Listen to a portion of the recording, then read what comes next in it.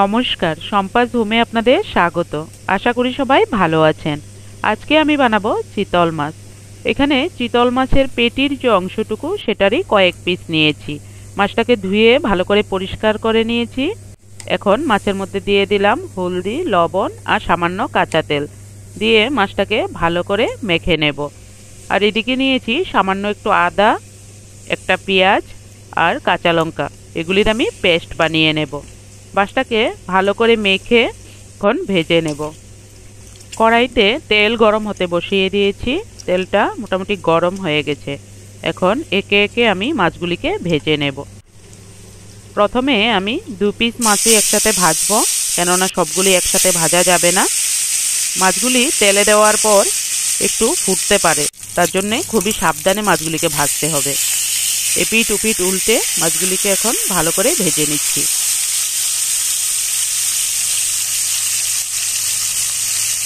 এই মাছগুলি এখন হয়ে গেছে, এগুলি তুলে ফেলবো। আর বাকি যে মাছগুলি আছে সেগুলি এবার ভেজে নেব। একইভাবে বাকি মাছগুলিও ভাজা হয়ে গেছে, এখন এগুলিকে উঠিয়ে নেব। মাছ ভাজার তেলেই এখন আমি কালিজিরা ফোড়ন দিয়ে মশলাটাকে ভাজবো। কালিজিরাটা ভালো করে গরম হলে এর মধ্যে আমি বানিয়ে রাখা যে আদা, কাঁচা লঙ্কা, পেঁয়াজের পেস্টটা এটা দিয়ে দেব। দিয়ে দিলাম মশলার পেস্টটা, দিয়ে এখন ভালো করে নাড়াচাড়া করে নেব।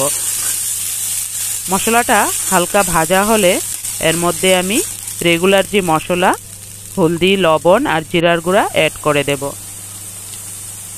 দিয়ে দিলাম হলদি, সামান্য লঙ্কার গুঁড়া আর দিয়ে দিলাম জিরার গুঁড়া। দিয়ে দেব পরিমাণ মতো লবণ, দিয়ে আবারও মশলাটাকে আমি ভালো করে ভাজবো।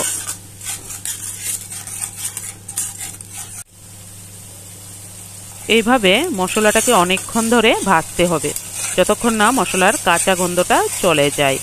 আর ধীরে ধীরে ভাজা হলে মশলা থেকে তেল ছাড়তেও শুরু করবে।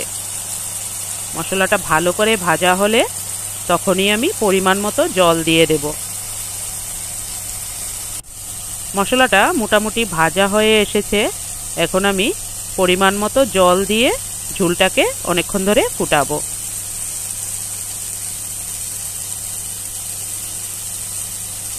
দিয়ে দিলাম পরিমাণ মতো জল, দিয়ে ঝোলটাকে অনেকক্ষণ ফুটতে দেব।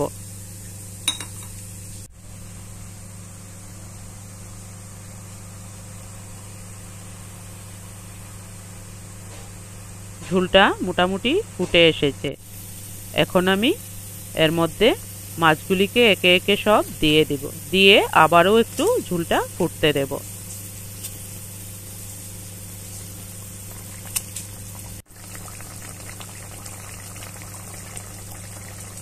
ঝোলটা ফুটে এসেছে, এর মধ্যে এখন আমি ধনিয়া পাতা দিয়ে দেব। রান্নাটা মোটামুটি হয়ে এসেছে, গরম ভাতে খাওয়ার জন্য একদম রেডি। আমার রান্নাটি যদি আপনাদের ভালো লাগে অবশ্যই চ্যানেলটাকে সাবস্ক্রাইব করে নেবেন। আর ভিডিওটা দেখার জন্য অশেষ ধন্যবাদ। ভালো থাকবেন, সুস্থ থাকবেন।